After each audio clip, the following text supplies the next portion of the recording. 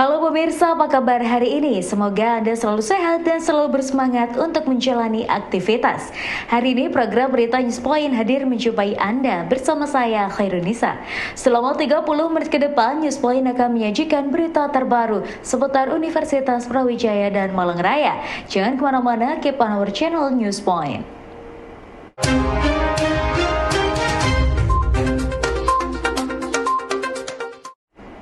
Menjaga integritas dalam pelayanan pendidikan menjadi tanggung jawab berbagai sektor di lingkup organisasi Universitas Brawijaya. Oleh karenanya, Universitas Brawijaya menegakkan berbagai aturan ketat dalam pelayanan pendidikan, terutama dalam pengendalian gratifikasi.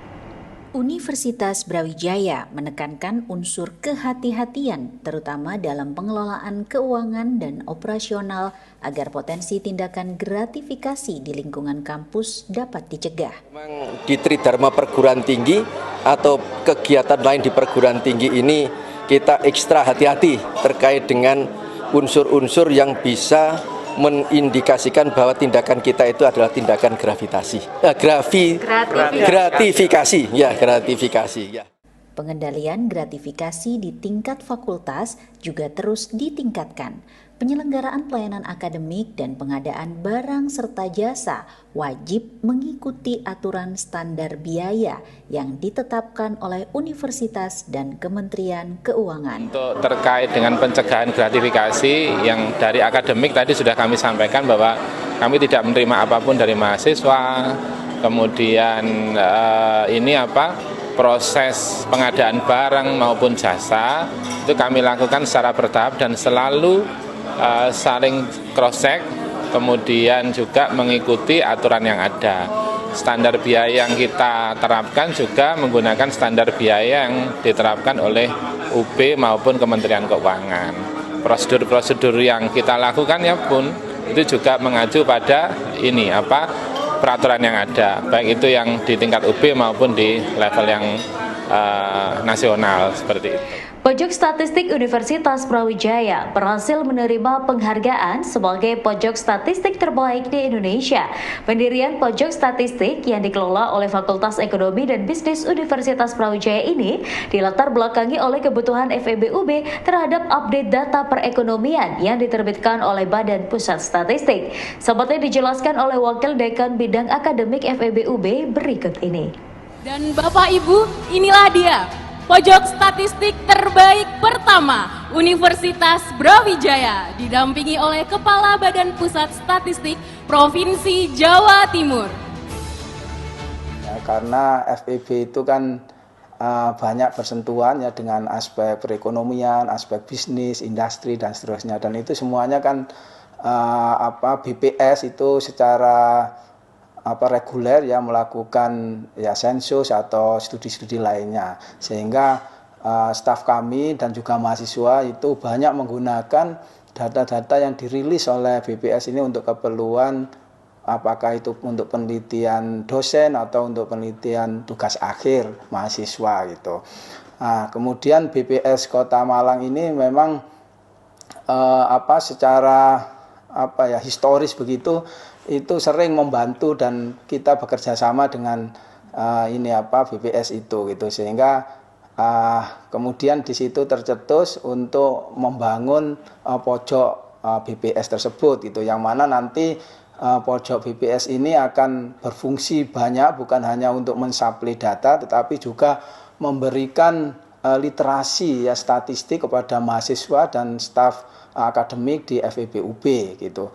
Dan karena ini adalah berada di Universitas Brawijaya, tentunya penggunaannya atau yang bisa memanfaatkan bukan hanya staf akademik dan mahasiswa FEBUB tetapi juga fakultas-fakultas lain ya yang ada di Universitas Brawijaya gitu.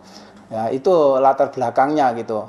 Masalah kegiatannya ini seperti tadi saya katakan, literasi artinya memberikan bimbingan ya kepada mahasiswa atau juga kepada dosen-dosen yang mempunyai kendala mengenai data analisis gitu ya. Kemudian juga kegiatan yang lain itu adalah melakukan seminar begitu ya. Jadi BPS kan setiap periodik itu merilis data-data perekonomian. Nah, itu diseminarkan di tempat kami.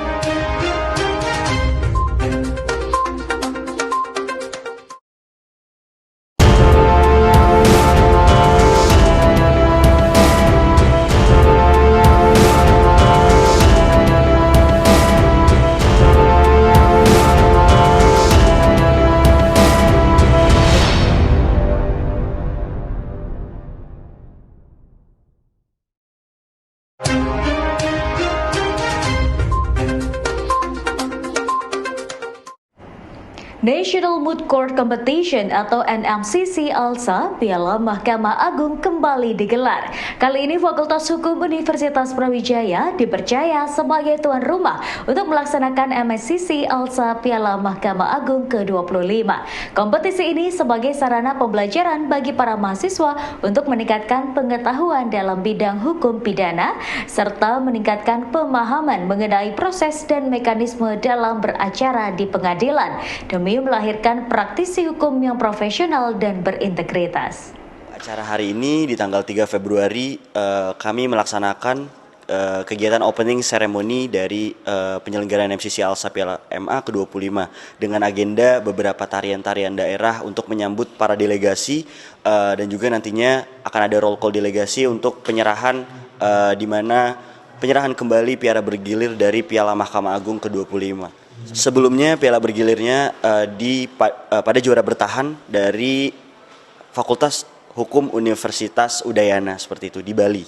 Untuk NMCC ALSA Piala Mahkamah Agung ini yang sudah 25 tahun itu dilaksanakan setiap tahunnya dan digilir untuk dari beberapa local chapter yang terdapat di Asian Law Student Association itu.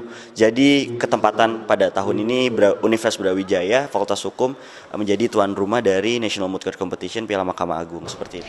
NMCC ALSA Piala Mahkamah Agung ke-25 yang digelar di Universitas Brawijaya mengangkat tema The Essence of Law for the Soul's Perspective Young Indonesia Practitioners, dan Ketua Pelaksana Acara Ananda Mulia Akbar menjelaskan bahwa dalam kompetisi ini masing-masing tim diminta memecahkan kasus yang sesuai dengan alur litigasi, yaitu mulai dari tahap pemberkasan, tahap penyelidikan hingga persidangan.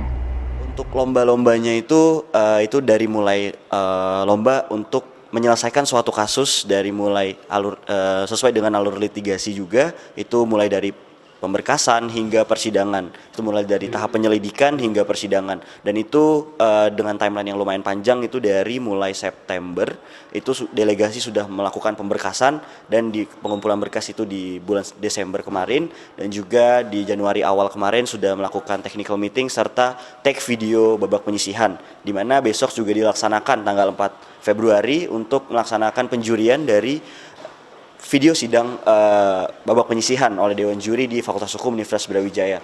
Kemudian nantinya apabila sudah direkapitulasi, nantinya akan ada agenda technical meeting babak final untuk para delegasi yang mengikuti untuk take video sidang babak final, dan dilanjutkan dengan penjurian di tanggal 25 Februari bersama dengan closing ceremony. Untuk tema khususnya itu kebetulan itu dari open tender Universitas Brawijaya sendiri, dan saya sebagai project officer menentukan tema besar dari NMCC ALSA Piala Mahkamah Agung ini, di mana tema yang mengangkat tema The Essence of Law for the Soul's Perspective Young Indonesian Practitioners gitu. Untuk tujuan dari saya mengambil tema itu karena saya rasa mahasiswa hukum harus memiliki atau mendapatkan esensi hukum itu sendiri untuk berintegritas dalam sebagai calon praktisi muda Indonesia seperti itu. Latar belakang untuk memilih tema tersebut karena saya rasa saat ini untuk perkembangan mahasiswa hukum itu perlu adanya ditanamkan rasa integritas nantinya untuk menjadi calon praktisi hukum muda di Indonesia, di mana nantinya akan merubah atau mendapatkan suatu reformasi di mana hukum itu sendiri dapat berjalan sesuai dengan semestinya dengan integritas-integritas bagi para peserta lomba yang mendapatkan kesempatan pengalaman di National Moot Court Competition Piala Mahkamah Agung ke-25 ini seperti itu. Kementerian Pariwisata dan Ekonomi Kreatif tengah fokus dalam meningkatkan rating Indonesia dalam pengembangan wisata minat khusus yang ramah Muslim. Kemenparekraf rencananya akan memberikan layanan experience of service seperti halal package, halal food, halal hotel, finance, dan transportasi. Menanggapi hal tersebut, dosen Prodi Pariwisata FIUB Sukmawati Nur Salamah menyampaikan bahwa dalam implementasi wisata halal perlu melihat siapa segmentasi wisatawan yang akan dibidik dan juga pemerintah perlu melakukan sosialisasi bagi pelaku industri pariwisata sehingga strategi pemasaran yang dibangun tepat sasaran.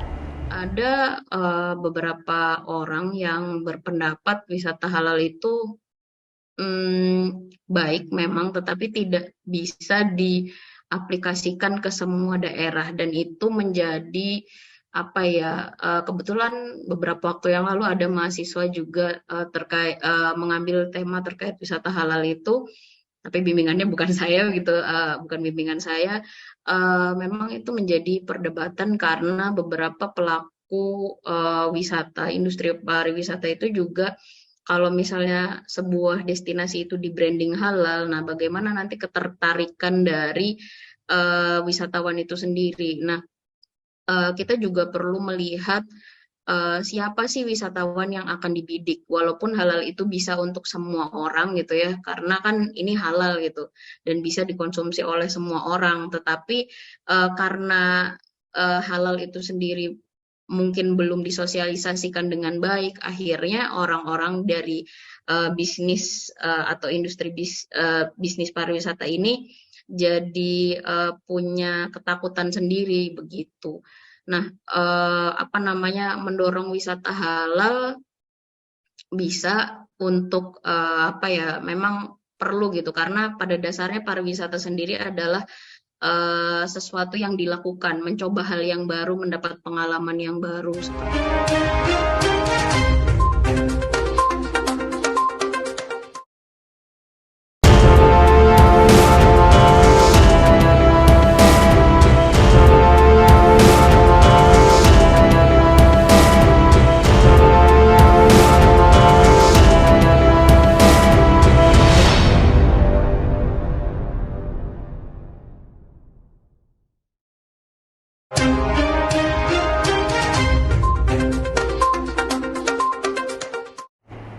Pengalaman wisata halal sangat memungkinkan untuk dipasarkan, tidak hanya bagi wisatawan Muslim, tetapi juga bagi wisatawan yang beragama lain.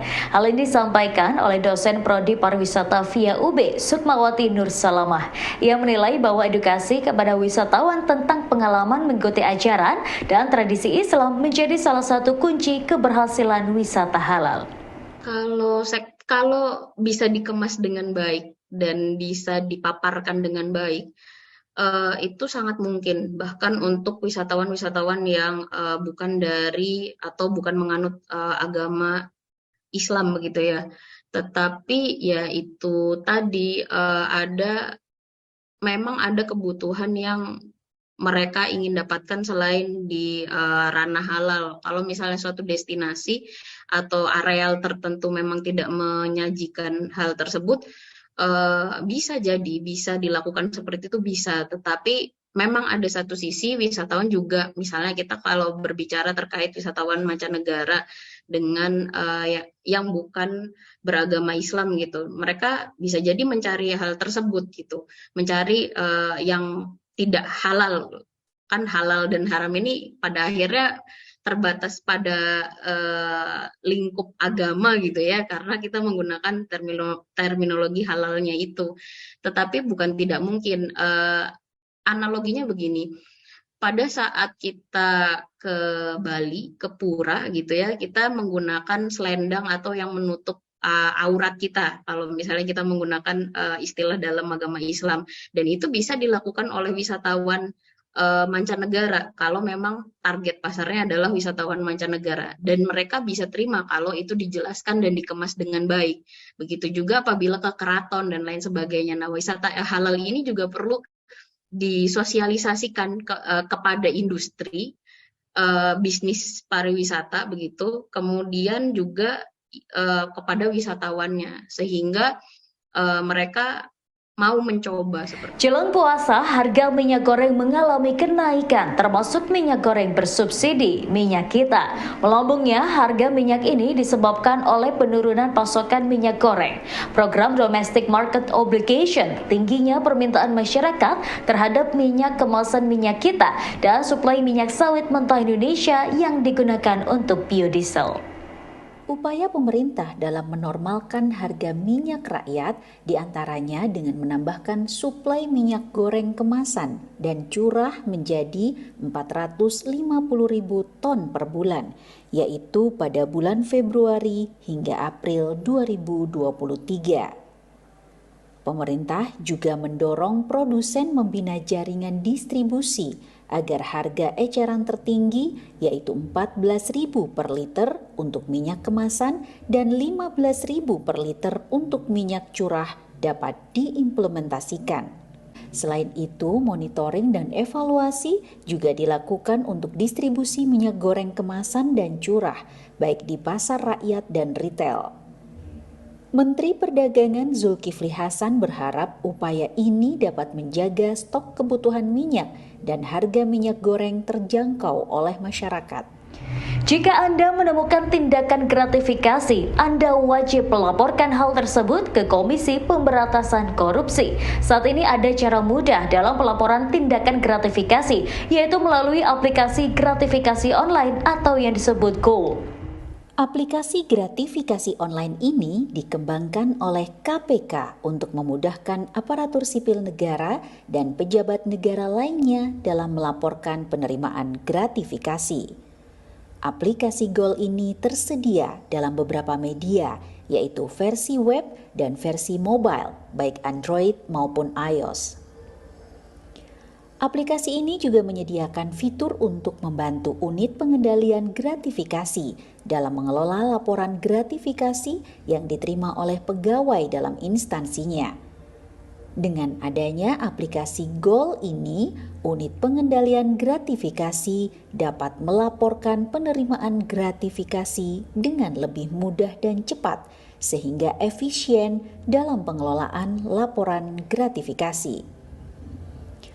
Dengan kemudahan ini diharapkan dapat membantu upaya KPK dalam mendorong pencegahan dan mengurangi praktek pemberian gratifikasi di masyarakat.